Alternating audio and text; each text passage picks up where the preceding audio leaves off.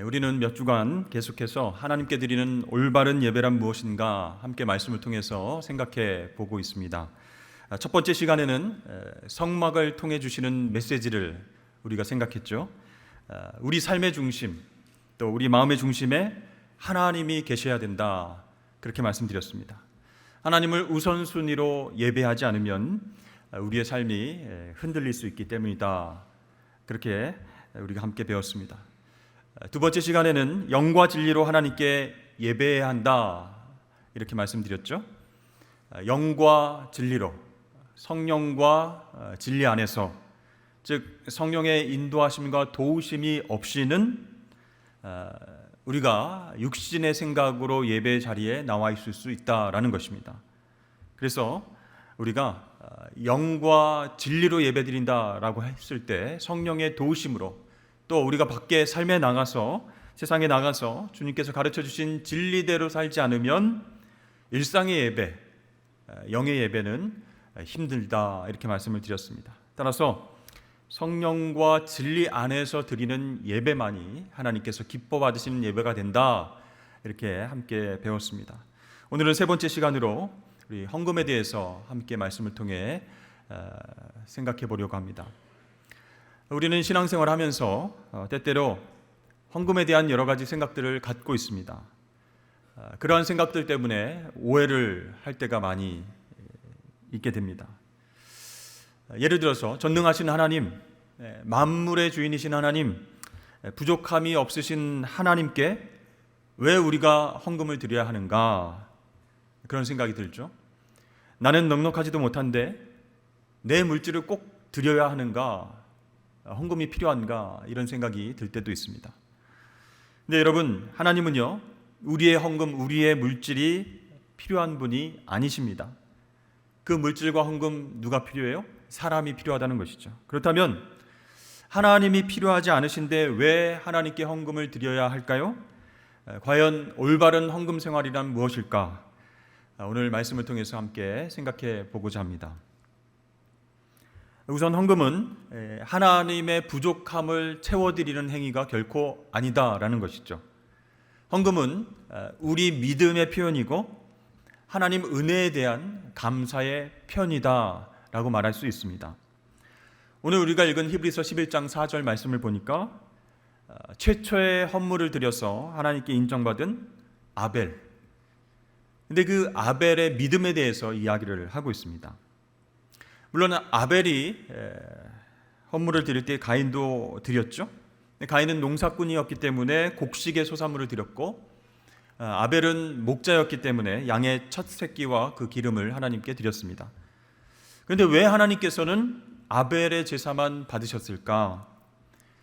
간혹 이 아벨의 제사는 양을 드린 희생제사, 피의 제사이기 때문이다, 이렇게 말하는 성경학자들이 있었습니다. 그러나 오늘날은 이런 해석이 인정받지 못합니다.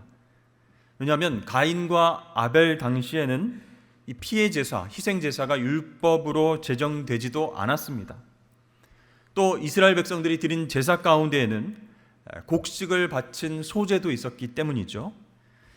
자, 그렇다면 이 아벨의 제사가 하나님 보시기에 어떠했길래 히브리서 11장 말씀에 보니까 아벨의 믿음의 표현이었다, 이렇게 표현하고 있을까요? 아벨에게 있어서 믿음은 과연 무엇이었을까? 자, 첫 번째로 믿음은 첫째 것을 드리는 것이다 라는 것이죠. 창세기 4장 4절 말씀을 보니까 아벨은 자기도 양의 첫 새끼와 그 기름으로 드렸더니 여호와께서 아벨과 그 제물은 받으셨다, 이렇게 기록되어 있죠. 자, 성경은 아벨이 양의 첫 새끼를 드렸다, 이렇게 말씀합니다. 그러나 가인은 땅의 소산으로 드렸다라고 했을 뿐 첫 열매를 드렸다라는 말이 없습니다. 자, 여기에서 아벨과 가인의 헌신의 차이점을 우리가 발견할 수가 있는 것이죠. 여러분, 첫째의 의미가 무엇입니까? 바로 우선순위입니다. 아벨이 양의 첫 새끼를 여호와 하나님께 드렸다라는 것은 하나님의 존재가 아벨에게 있어서 제일 중요하다, 그런 뜻입니다. 자기 인생의 첫 번째 되신 하나님께 첫째의 것을 드렸다 이렇게 말씀하고 있죠. 그래서 그것은 아벨의 삶 가운데 우선순위가 바로 하나님이시다라는 것을 믿음으로 표현한 것입니다. 예수님께서도 제자들에게 이 하나님에 대한 헌신의 우선순위를 요청하셨습니다. 너희는 먼저, 그렇게 말씀하셨죠. 너희는 첫 번째로 그의 나라와 그의 의를 구하라, 이렇게 마태복음 6장에서 말씀하셨습니다. 그렇습니다. 이 헌금이라고 하는 것은요, 우리 존재의 첫 번째 원인 되시는 하나님께, 그 하나님의 뜻을 따라서 우리의 최선을 드리는 행위가 되는 줄로 믿습니다. 따라서 하나님을 인생의 우선순위로 삼은 사람들이 믿음으로 고백하는 믿음의 행위가 바로 헌금이다, 이렇게 말할 수 있는 것이죠. 두 번째, 믿음은 무엇인가?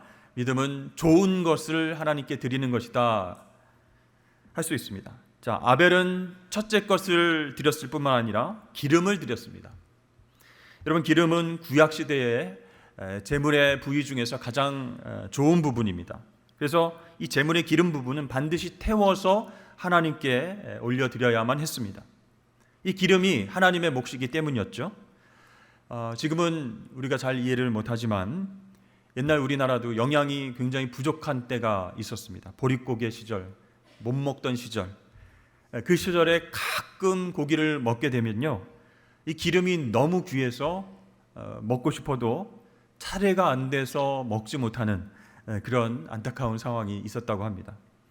그런데 아직도 가난과 기근에 시달리는 세계의 여러 지역에서는 이 영양 섭취를 위해서 기름을 필요로 하고 있다라는 사실이 있죠. 자, 여기에서 중요한 것은 이 기름이 무엇인가? 이 기름은 좋은 것의 상징이라는 것이에요. 그래서 아벨은 좋은 것을 하나님께 드렸다라는 뜻입니다. 여러분, 아벨이 왜 하나님께 좋은 것을 드렸을까요?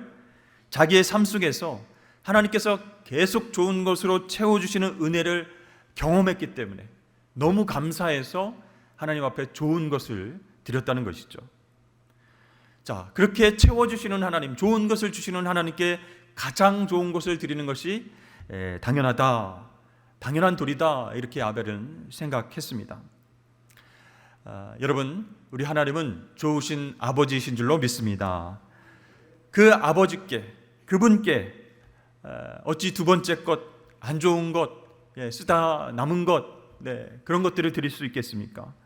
그러므로 헌금이라고 하는 것은 하나님의 선하심과 인자하심을 체험한 사람들이 감동을 받았을 때 그 감동을 믿음으로 표현하는 방법, 그렇게 말할 수 있는 것이죠.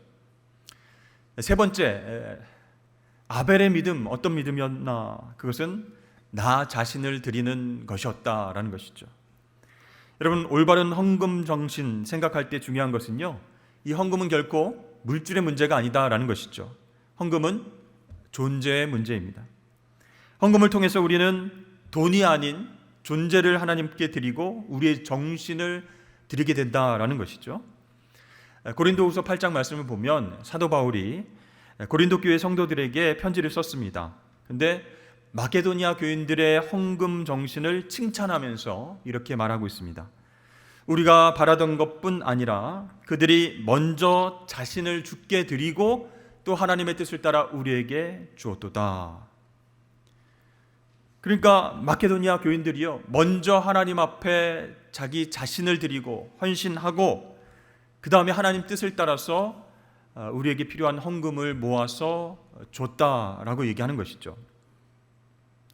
자, 창세기 4장 4절 말씀을 보니까요, 아벨이 하나님 앞에 제물을 드린 후에 하나님이 아벨과 그 제물을 받으셨다, 이렇게 기록하고 있습니다. 제물을 받으셨다가 아니라 아벨이라는 인간을 먼저 받으셨다라는 것이죠. 그러니까 하나님은 제물보다 더 중요한 아벨의 헌신을 보신 것이죠. 그렇습니다. 이 헌금은 돈의 문제가 아니라는 거예요.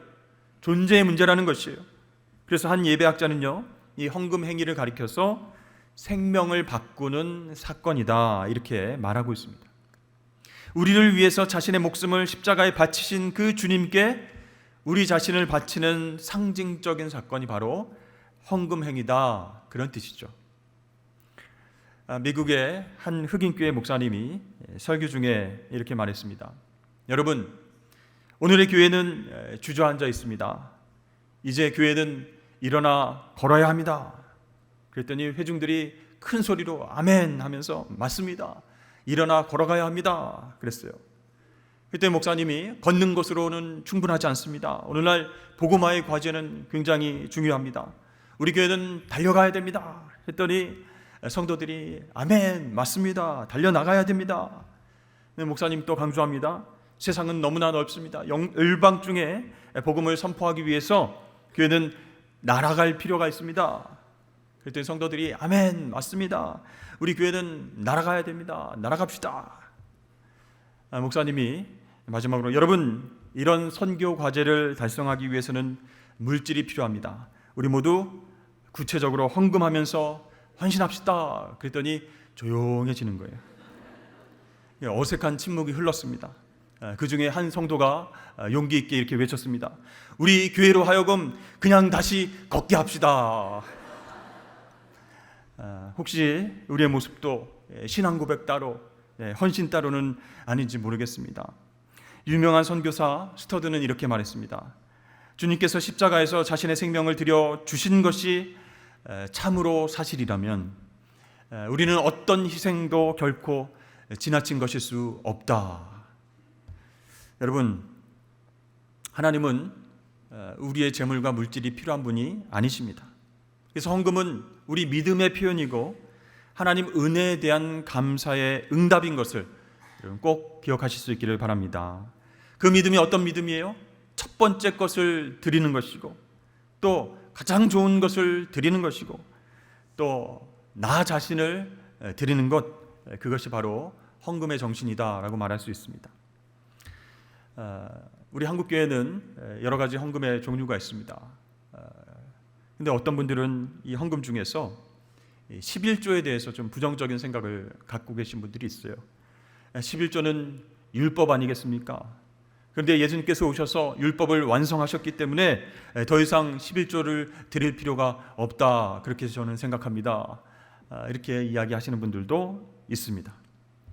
그러나 여러분, 하나님께서 이 11조를 율법으로 제정하시기 전부터 11조가 존재했다라는 사실 여러분 아십니까?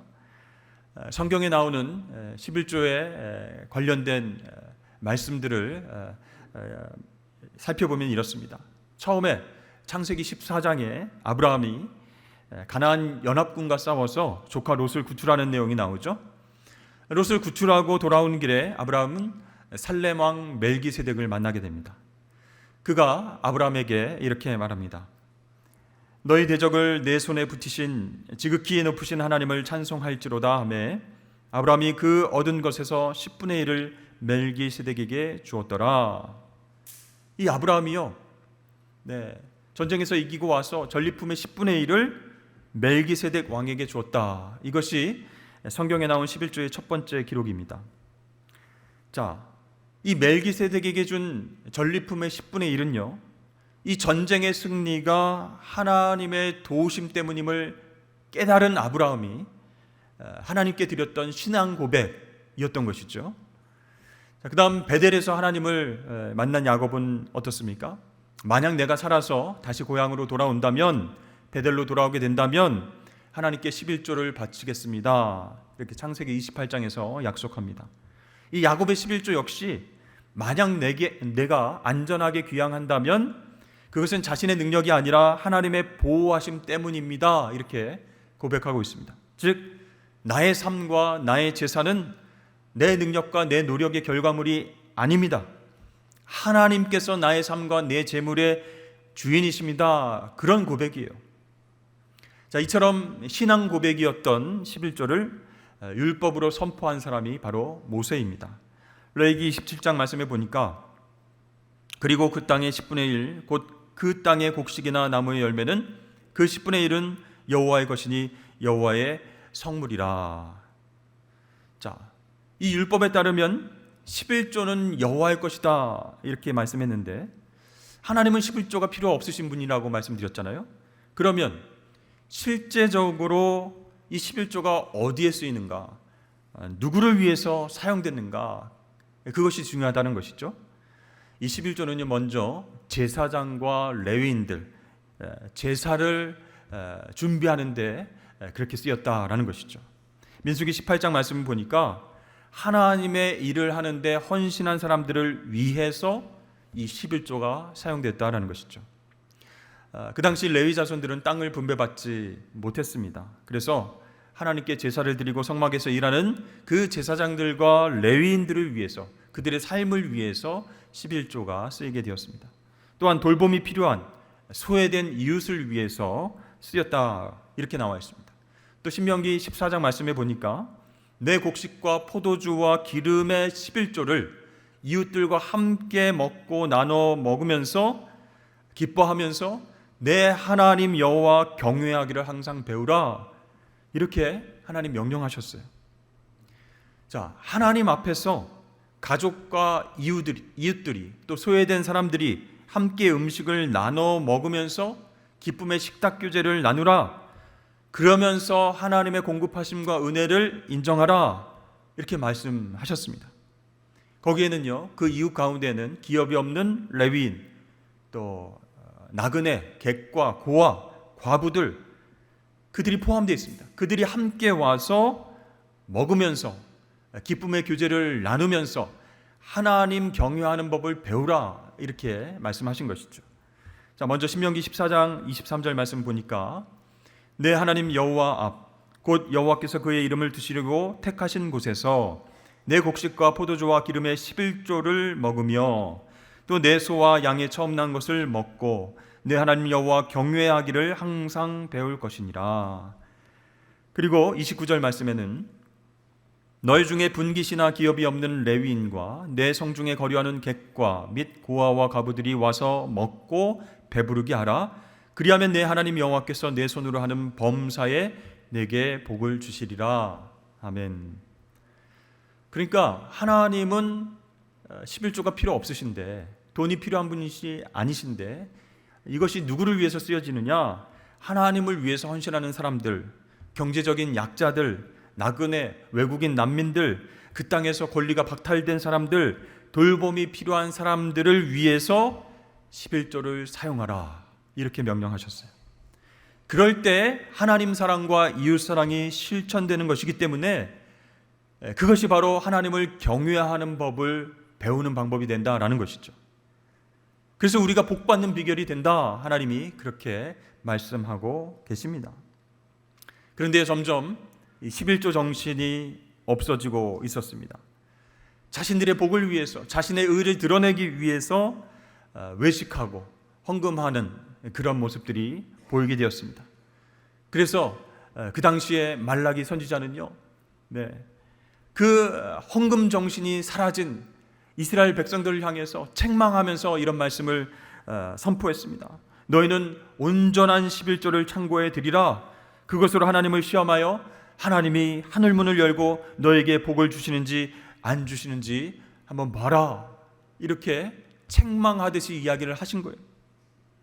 그러니까 온전한 11조를 창고에 드리면 하나님께서 계속 부어주시겠다, 그런 어떤 축복의 관점에서 11조를 강조하는 그런 본문 말씀이 아니라 신명기, 민수기 말씀을 통해서 허락하여 주신 11조 정신이 빠진 상태에서 자기 의를 위해서 형식적으로 헌금 생활하는 이스라엘 백성들에게 한번 온전하게 11조를 바쳐봐라, 하나님께서 형통하게 인도하실지 아니하실지 한번 지켜봐라, 책망하듯이 말라기 선지자가 이야기한 것입니다. 자, 예수님께서도 이 11조 정신이 빠져있는 형식적인 헌금 생활을 지적하고 계십니다. 우리 함께 마태복음 23장 23절 함께 읽어보겠습니다. 시작. 화 있을진저 외식하는 서기관들과 바리새인들이여, 너희가 박하와 회향과 근체의 11조는 들이되 율법에 더 중한 바 정의와 긍휼과 믿음은 버렸도다. 그러나 이것도 행하고 저것도 버리지 말아야 할지니라. 아멘. 지금 서기관들과 바리새인들을 꾸짖으시면서 예수님께서 하신 말씀이죠. 그들의 삶 가운데, 그들의 예배 가운데 11조 정신이 빠져 있다. 그것이 무엇이에요?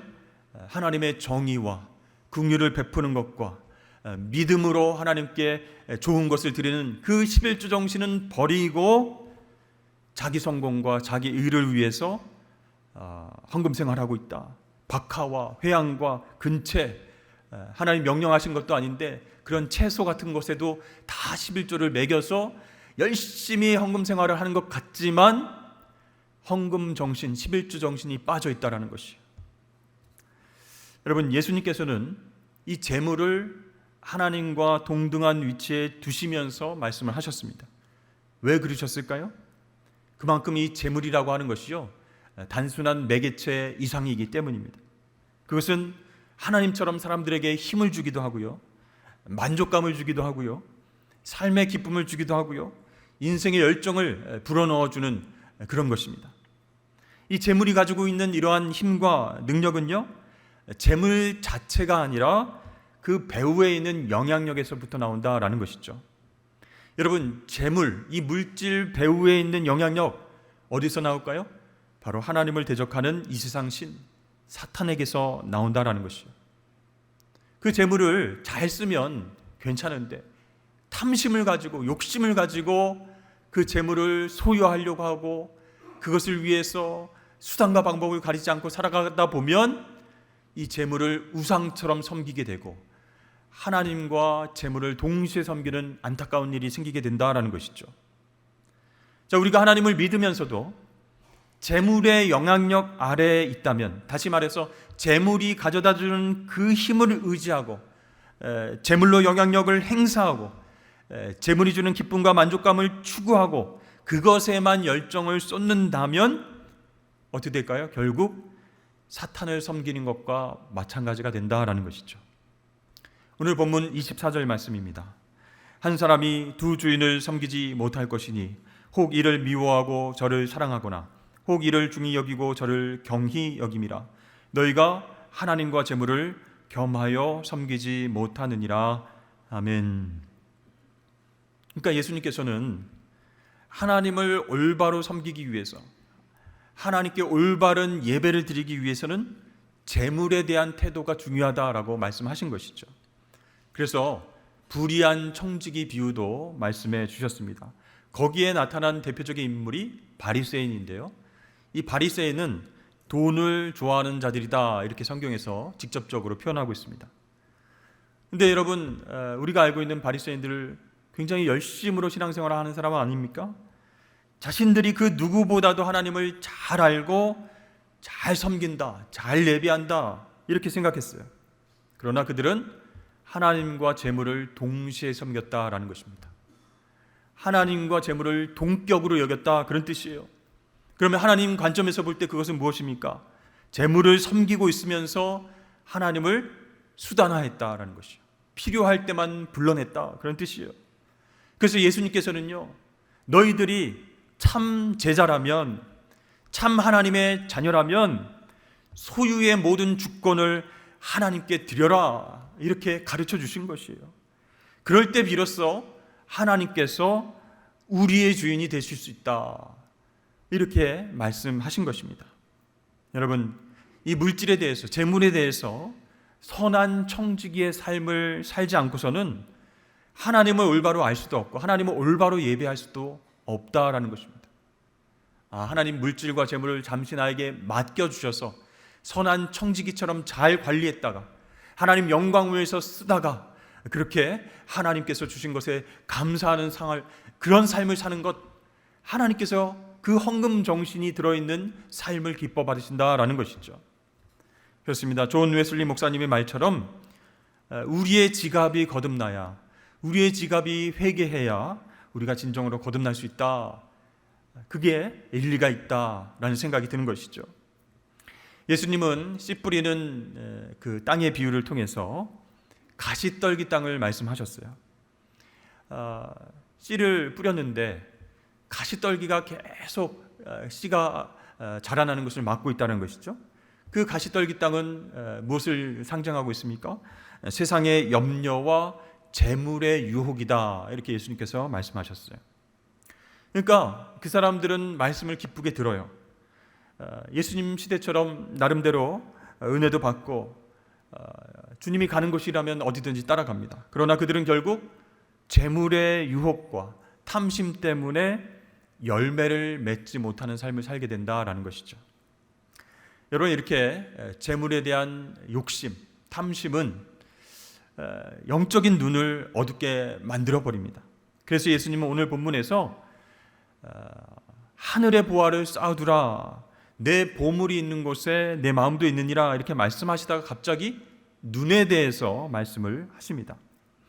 마태복음 6장 22절 23절 말씀에 보니까 눈은 몸의 등불이니 그러므로 내 눈이 성하면 온몸이 밝을 것이요 눈이 나쁘면 온몸이 어두울 것이니 그러므로 내게 있는 빛이 어두우면 그 어둠이 얼마나 더하겠느냐. 자, 보물을 땅이 아니라 하늘에 쌓아두라, 이렇게 말씀하시다가 왜 눈에 대해서 예수님께서 말씀하셨을까요? 재물에 대한 욕심, 탐심은 우리의 영적인 눈을 어둡게 해서 우리를 어두운 삶 가운데 처하게 만들기 때문입니다. 영적 어두움에 처하면요, 하나님과 친밀한 교제를 나눌 수 없습니다. 교제할 수 없습니다. 대화할 수 없습니다. 그러면 하나님 뜻과 행하심을 전혀 볼 수가 없게 되는 것이죠. 그러면 방향 감각을 잃어버려서 인생에서 정말 소중한 것이 무엇인지, 무엇이 옳은 것인지 결정을 내리지 못하고 흔들릴 수 있다는 것이죠. 흔히 눈동자라고 하는 이 동공이라고 하는 것은요, 이 사람의 마음을 그대로 표현하는 거울이라고 할 수 있습니다. 그래서 이 사람이 거짓말을 하는가 진짜를 말하는가, 그것을 알아보려고 할 때 이 동공의 크기를 관찰을 한다고 하죠. 아무리 마음을 감춘다고 해도 동공을 잘 살펴보면 그 본심을 알 수 있게 됩니다. 예를 들어서 즐겁고 기쁠 때는 이 눈동자가 확장이 됩니다. 그리고 눈동자가 뚜렷해지면서 눈의 긴장이 풀어지게 되는 것이죠. 반면에 불쾌하거나 힘들거나 두렵거나 어려운 일에 직면하면 눈동자가 작아지는 거예요. 동공이 작아지고 흐려지면서 힘이 딱 들어가게 됩니다. 자, 여러분들의 눈은 재물에 대해서, 돈에 대해서 어떻게 반응하고 있습니까? 갑자기 눈동자가 확장되면서 뚜렷해집니까? 아니면 다른 반응이 나타나게 됩니까? 여러분, 예수님께서는 영혼의 창인 눈이 성해야 온몸이 밝게 된다 말씀하셨어요. 그러니까 몸을 씻는 것도 중요하고 새 옷으로 치장하는 것도 중요하고 깨끗이 하나님 앞에 나와서 예배하는 것 중요하지만 가장 중요한 것은 참회의 눈물로 맑은 눈과 양심을 유지하는 것, 그것이 정말 중요하다라고 주님께서 말씀하신 것이에요. 하나님의 영광을 바라보면서 혼탁해진 영혼의 눈을 씻는 일, 그것이 하나님을 예배하는 데 있어서 정말로 중요한 요소이다 말씀합니다. 그래야 하나님과 재물을 겸하여서 섬기지 않게 된다, 주님께서 말씀하고 계십니다. 사랑하는 성도 여러분, 이 땅에 사는 동안 탐심을 내려놓고 보화를 하늘에 쌓아두는 저와 여러분 되시길 주의 이름 축복합니다. 계속 말씀드리지만 하나님은 돈이 필요하신 분이 아니시라는 거예요. 그럼에도 불구하고 우리에게 11조와 헌금에 대한 말씀을 주셨습니다. 그 이유가 무엇일까요? 믿음으로 하나님께 좋은 것을 드림으로써 재물과 우리 삶의 주인은 하나님이십니다 라고 신앙 고백하라는 것이에요. 또한 하나님의 일을 하면서 헌신한 사람들, 고아와 과부와 소외된 사람들, 그 사람들을 섬기고 함께 하나님 경외하는 법을 가르치기 위해서 함께 먹고 마시라 즐기라 명령하셨습니다. 이것이 바로 하나님께서 기뻐하시는 헌금의 정신이고 보물을 땅에 쌓아두지 않고 하늘에 쌓는 그런 방법인 줄로 믿습니다. 여러분, 이 물질에 대한 탐심은요, 우리의 영적인 시력을 흐리게 한다 말씀드렸습니다. 하나님과 멀어지게 한다라는 것이에요. 그래서 오늘 말씀을 기억하시면서 내가 올바른 예배를 드리기 위해서는 이 물질과는 어떻게 해야 되는가, 하나님께서 왜 헌금에 대해서 이야기하실 때 헌금 정신에 대해서 강조하셨는가 생각하시면서 하나님을 온전히 예배하시는 저와 여러분 되시길 주의 이름을 축복합니다.